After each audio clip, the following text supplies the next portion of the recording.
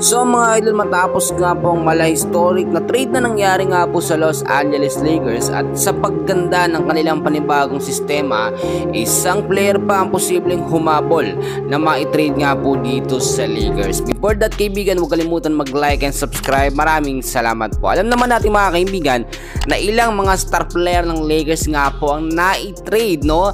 At mala-historic po ang nangyari nito sa Los Angeles Lakers.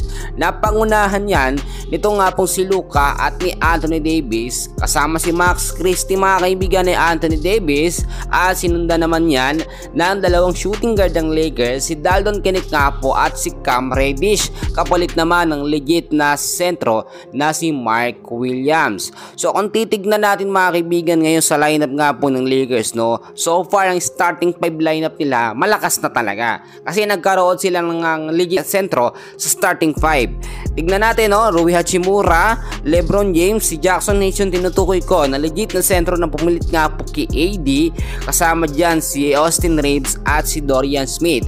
Pagdating naman po sa next game ng Lakers by Sunday, inaasahan naman na mabibigyan na ng first appearance nga po sa Lakers etong kanilang superstar na player o bagong trade mga kaibigan, kapalitan ni AD na si Luka Doncic. Nakita naman natin mga kaibigan na si Luka talaga, no, ay iba yung kalibre at performance na paglalaro. Do alam naman natin mas magaling si AD, walang duda dyan, pero iba naman ang sistema na meron nang mangyayari sa Lakers pag meron Luka at LeBron James. Ngayon, mababagong starting 5 mga kaibigan dahil nga po papalitan ni Mark Williams mga kaibigan. Eto nga po si Jackson Hayes at si Williams ang idadalagay dito o sasalang po sa starting 5 mga kaibigan at magiging legit na sentro ng Lakers. Maraming nagsasabi bago lang naman si Mark Williams, bakit kailangan pumalit agad dito nga po kay Jackson Hayes? Baka favoritism ang nangyayari.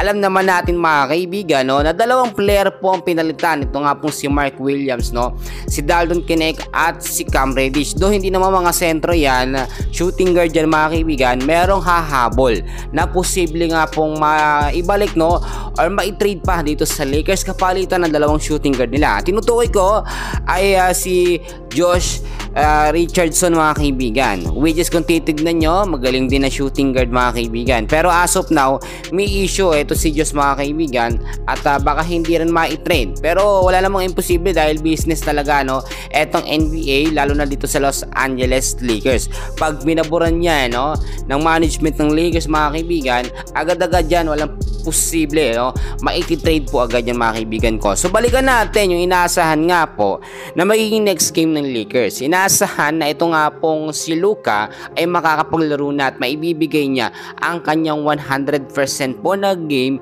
dito nga po sa Lakers, no. Marami kasing nagsasabi na itong si Luka nga daw po baka hindi ayusin ang game sa Lakers dahil nga po sa nangyaring trades dito nga po sa Dallas Mavericks at sa Los Angeles Lakers. Para sa mga hindi nakakalam, no, ginawa na kasing franchise player ng Lakers eto nga pong si Luka, no, dahil in case magkaroon ng problema, eto nga pong si LeBron James ay magretiro na, automatic meron silang franchise player na papalit pa. At eto nga pong si Luka yung aking tinutukoy. So bukod sa sinasabi natin merong superstar, eto nga pong Lakers mga kaibigan, meron na rin silang automatically na franchise player. At sa mga nagsasabi naman nalugi sa palitan between Luka at Anthony Davis yung trade, no, eh walang nalugi, no, parehas naman sila magbe-benefits. It's a win-win situation. For now, yun muna ang update natin ng episode nyo. Kakalimutan mo na mag-like and subscribe. Maraming salamat po.